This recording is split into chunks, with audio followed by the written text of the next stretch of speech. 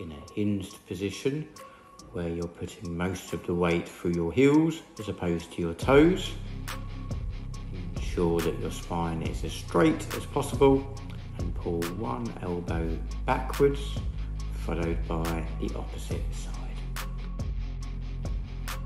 In a hinged position where most of the weight is being pushed backwards onto your heels, bring your hands together and twist them from right to left, trying to ensure that it's the middle of your back that twists.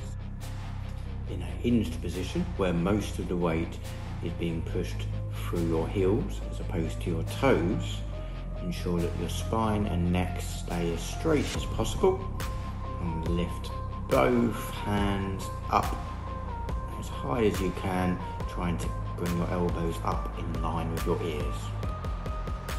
In a hinged position, ensuring that most of the weight is being pushed through your heels as opposed to your toes.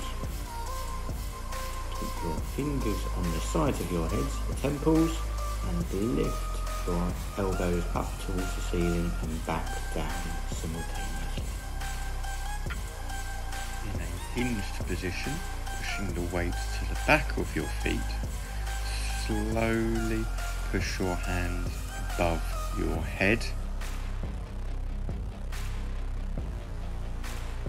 Try to ensure that your elbows stay in line with your hands throughout the movement.